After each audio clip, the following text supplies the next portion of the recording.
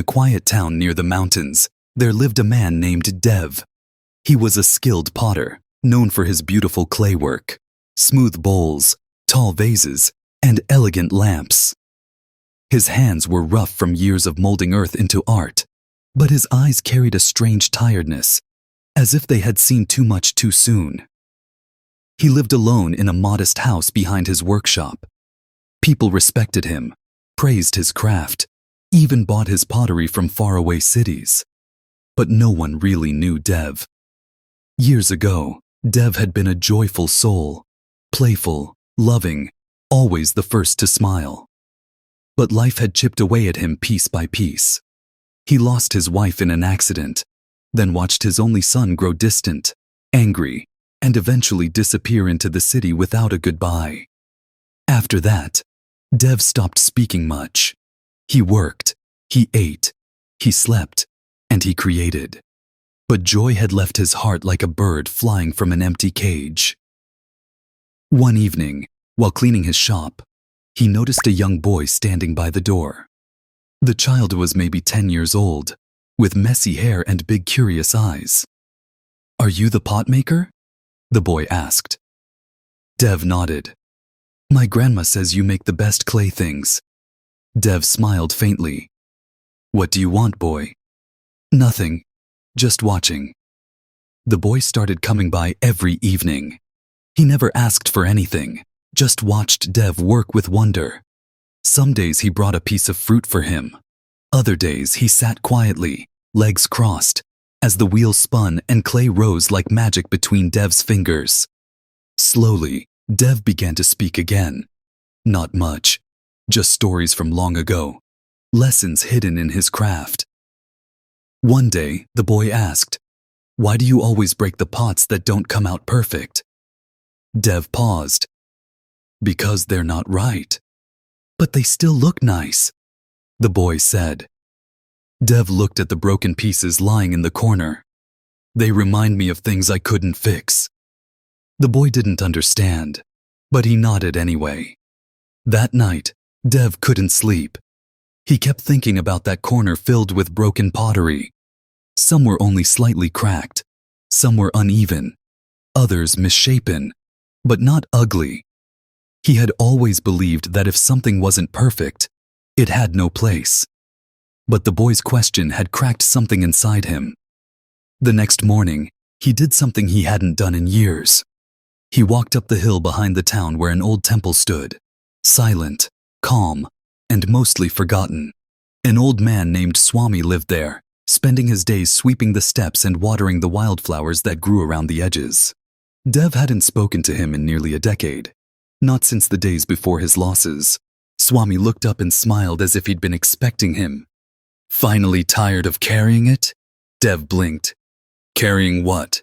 Swami chuckled. "The past, the weight, the need to control how everything turns out."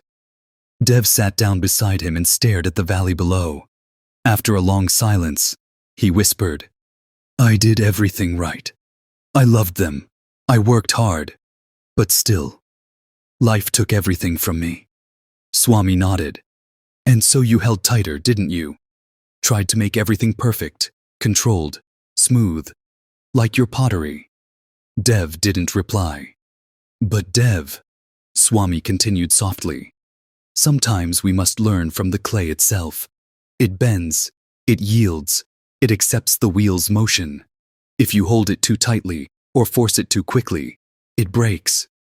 Dev looked at him, and for the first time in many years, his eyes moistened. "I don't know how to let go." "You already have," Swami said gently. "You came here." That night, Dev returned home and looked again at the broken pots. He picked one up, a slightly lopsided bowl with a small crack near the edge. He cleaned it, painted it with warm colors, and placed it on his windowsill with a flower inside. The next day, he did the same with 2 more. Within a week, the corner that once held broken dreams now held beauty reborn. People started to notice the new art, pieces that weren't perfect, but full of character, emotion, and meaning.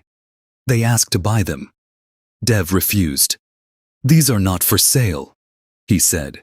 They are reminders, the boy, curious as always, asked. Reminders of what? Dev smiled. That not everything broken needs to be thrown away. Some things are meant to teach us. Some things are meant to be beautiful, even in their cracks. As weeks passed, Dev changed. He still worked with clay, but now he let the wheel spin more freely. He laughed more. He taught children in the village how to shape their own little pots. He even started writing letters to his son, even if he didn't know where to send them. Not for answers, just to release what he held inside. Then, one day, a miracle happened. A letter arrived. It was from his son. It simply said, "I don't know if this will reach you, but I've thought of you every day.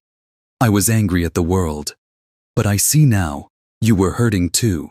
If you ever want to talk, I'd like to come home." Dev stood silently, letter in hand, heart pounding. He didn't cry. He simply looked up at the sky, smiled, and whispered, "Thank you." Weeks later, the boy, the same one who first stood at his workshop door, watched from a distance as a grown man got off a bus and hugged Dev like a child coming home after years in the dark. The villagers watched too. Some cried, some clapped, but all of them felt something in their hearts shift. Not because of the reunion, but because of the change that led to it. In the weeks that followed, Dev's home became a place of warmth again. He and his son built pottery together, shared meals, and laughed at old memories. The boy still came by often, now learning to mold his own clay.